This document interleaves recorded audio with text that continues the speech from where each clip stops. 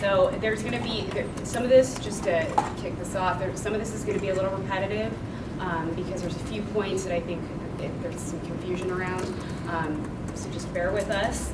And then again, you may need to write some kind of numbers and figures down. And then just ask me if you have any questions afterwards, and I'll answer them to the best of my ability. If I need to get your information later, we'll do that. So I can start by saying Seattle Public Schools has been speaking with mediators today, but we cannot speak on behalf of SEA, whether they have. We will let families know as soon as possible whether there will be school on Monday, and as soon as we get any updates throughout the weekend, we'll also push those out there.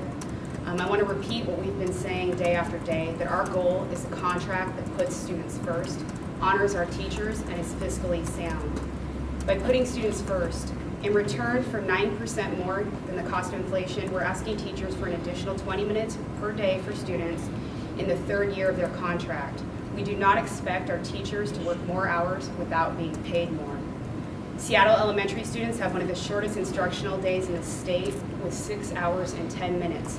The state average is 6.5. By adding 20 instructional minutes to our students' day, we'll be able to give our students important learning, social, emotional, and physical education time necessary for them to grow. Honoring our teachers. Our current salary proposal package for SEA members provides a 14% pay raise over 3 years for teachers, including the state cost of living adjustment, otherwise known as COLA, and 13.75% for all other SEA represented staff, including COLA. Seattle teachers are the third highest paid in Washington. I will also try to email you all a breakdown of teachers' pay once it's available, hopefully later this afternoon. It's just a nutshell of this is what base pay means, this is what TRI means, because there's a lot of confusion as to how teachers are paid in general. So I'll get that to you this afternoon if I can. Being fiscally sound. This budget offers a generous package that recognizes our amazing teachers, adds dozens of teachers to reduce class size, and stretches but maintains fiscal health and sustainability. So here's some numbers.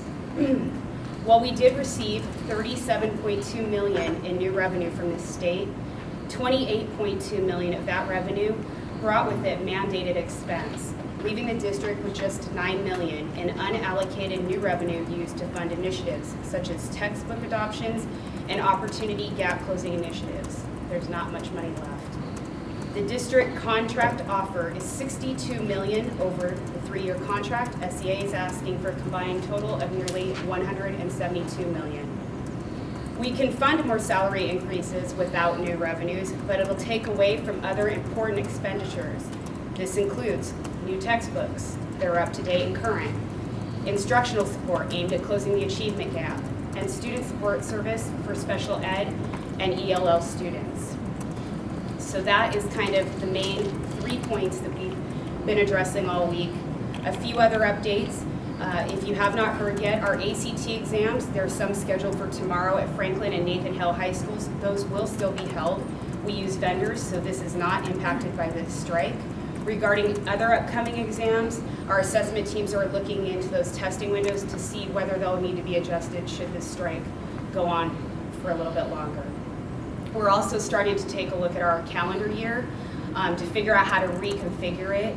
We do have a few snow days that are already worked in, so we already know that because we've been on strike now for 3 days, we've got to start extending the school year. We just have to figure out where.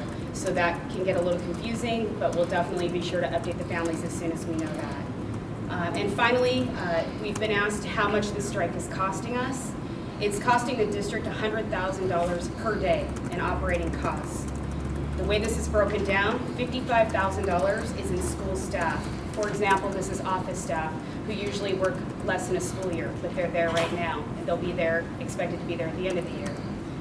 Food staff, $25,000, $15,000 for school security, and $5,000 for contracted support. These are other resources, additional help to facilitate and expedite this. And what I can say about that is that we are doing our best to try to decrease that cost, but it is hard. Strikes are not inexpensive. That's all we have today. We'll be sure to update you guys as soon as we get anything else. For that spending that you just broke down for us, the you said the food staff and the office staff. Is that extra pay because they will need to stay those extra days to make up for this later in the year? Yeah, because school hasn't started, so they're there now. They are there now. And some of them are usually just part-time employees, but then they will likely be expected to stay towards the end of the year and when we go a few additional days. So again, that's being looked at, but as of right now, it's $100,000 a day. So the district met with the mediator today, but are there any new talks scheduled for Saturday or Sunday? Not that I'm aware of yet. Not any official negotiations yet. Is the district digging in for the long haul here? I mean, there are teachers that are suggesting that they are prepared for a long haul. You know, I would say we are hopeful. We don't want to have to be in this for the long haul. We want to give our teachers what they deserve, and we want to get our kids back in the classroom. So we are in planning meetings every day. We're preparing for short-term and long-term. It's highly complex. So we are preparing for it just in case, but new issues arise each day. So it's kind of a sit and wait and see what happens when negotiations resume. So from the district's perspective, I mean, there was this flurry of activity right up until that 6:30 meeting the other night where everybody's exchanging proposals back and forth all afternoon. It went past this noon deadline and looked like there was going to be a completion and maybe some sort of solution. And that was not a noon deadline by us. I realize that, but there was this flurry of activity and then now nothing. Right, and Why is that from the district? All I can say from the district, we have been here every single day, sitting and waiting, ready to negotiate. And I know I say that over and over, but it's how it's been. We took a brief break on Tuesday evening after talking, and we found out that the teachers decided to strike because they came in here and told all of you. Was your Tuesday offer the best and final offer? I would say we did not say this is our final, it's a negotiation, and it's been countered back and forth. So we gave the most recent one. They have not countered it yet. So they keep saying that they are happy to sit down if there's something new from the district, and having heard that, I wonder why there isn't something new. Because we made the last offer. I mean, the way negotiations work is you give an offer, you counter. I mean, beyond that, I don't want to get in a tit for tat. They said this, one teacher said that. But we made the last offer. They have not responded to it. We are willing to talk whenever they're ready, and we have been talking to the mediator. So we're hopeful. We really want to get our kids back into class. Who would give the Is it time to start exercising the legal options that the board has voted for? At this time, we're still not even talking about legal. Why not though? I mean, like if we're talking about two sides that are dug in, Right, in Pasco, we're seeing a judge stirring the pot. I mean, I'm not the legal counsel, so I can't really speak to that. All I know is at this time, we're not. Is it the superintendent or someone else that has the power to tell your bargainers that they could go in and? So the board approved a resolution last week that allows the superintendent to take legal action. Not just legal action. I mean, in terms of saying, okay, we're ready to give another 5 cents on salary. I mean, he's not at the bargaining table, so that part no, but legal action yes. It would be. So who would tell your side if they decided to go back in and make a new offer? Who would be the person telling the bargainers, or do they make that decision unilaterally?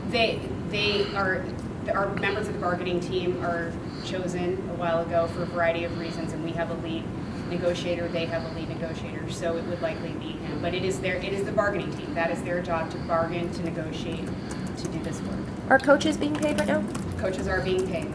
So can you explain how these games are working tonight? It's obviously Friday night football. So simply put, sports go on. They're a different union. The athletic directors are part of SEA, so they won't be present, but everybody else, either non-union or part of a different union, our security, our custodians, and it's simply put, so that's why all sports can go on. A lot of these games, though, happen on high school property, and teachers are essentially locked out from high schools at this point. Are they not going to be allowed to go to games? They could go watch. That reminds me, there was a contention by a couple of people today, at least in our comments, that some personnel had been locked out. Is there any truth to that? I don't have specifics as to which. During a strike, they are not supposed to be on property.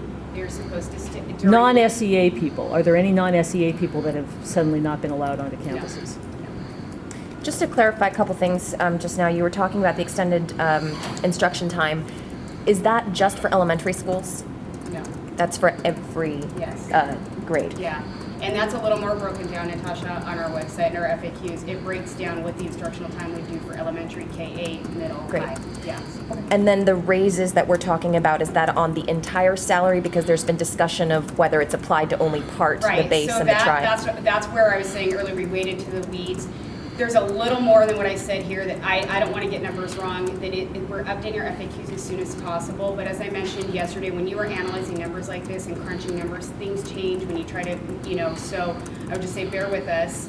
We'll try to answer those as specifically as possible, but I don't feel comfortable doing that right now. Back to the negotiation for a second. Are you saying that discussions could not continue until the SEA responded to that last offer? Or? No.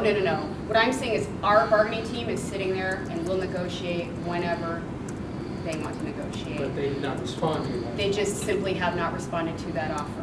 And you We will could not- still negotiate and chat and talk and work on this without a response. But if they are choosing and, saying that they're not going to talk, that's, from our standpoint, they're ready to talk. But you would not make another offer until they responded to the last one? I honestly don't know, because I'm not on the bargaining. Have you hired Strategies 360 as a consulting firm during this strike, and how much are they being paid? I don't know. I don't think so, but I will double check for you. Okay? Oh, and you mentioned earlier consideration for security being hired for Dr. Nyland. Is that happening? That is being discussed. There have been some security concerns in the last couple of days. It's very sad to see, but it is being discussed. Besides the driving situation being blocked in that parking lot, is there other instances where he's gotten messages or reasons why you guys are? I personally don't know, but I feel like that's enough. That one incident, I think, visually shows that the animosity that's out there right now that we all wish didn't exist, but nobody should be put in that situation, regardless of what side you're on. I don't think that was necessary to do that. So. But you don't believe the teachers were blocking that car? Because it does not appear that way. I don't know who they were. You'd have to talk to SEA to see if they recognize any of them. So did you just let your own security handle that, or did you also contact the Seattle police? I don't know if police have been contacted. And he was able to drive away on his own. They eventually moved. He got out his phone, took a couple photos of them, and then they backed off and he put out his phone. Stacy, will you be upping security? I know that was a consideration for him. For him, it's a discussion that's ongoing, possibly. But speaking of Dr. Nyland, I'm just curious, he hasn't really spoken out through this whole thing. Why is he not up here? I'm the spokesperson. That's simply put, it's my job to be out here and share information with you guys. As you can imagine, people are busy. He is busy when there's not a strike going on. He's trying to get these kids back into class. This is about his staff, his students, and that is his number one priority. You guys are my priority. This is what I do. So, there may come a time when he's has some time and availability, then I'll let you guys know. But for now, you've got me. So the fact that it's costing $100,000 a day for the district, does that impact any potential future offers? If you're talking 10 days, that's $1 million, and you're saying that the budgets are tight as they are? I don't know. It's probably something that's being taken into consideration by the budget department, but I don't want to completely make that assumption. But it's not a low cost. We are trying to increase it. Has Dr. Nyland talked about any lessons learned from the Marysville strike? I don't know, he was not part of it, but he picked up the pieces from it. Has he talked about any strategies that were learned during that can be applied here? Not right now. He went in at the end of that strike. He was not the superintendent during that strike. So that may be something that comes in the future once this strike is over and we all have to come together and heal and work together again. Because again, as I keep saying, we all work for Seattle Public Schools. This isn't not an us versus them thing. We all are doing this to get our kids back.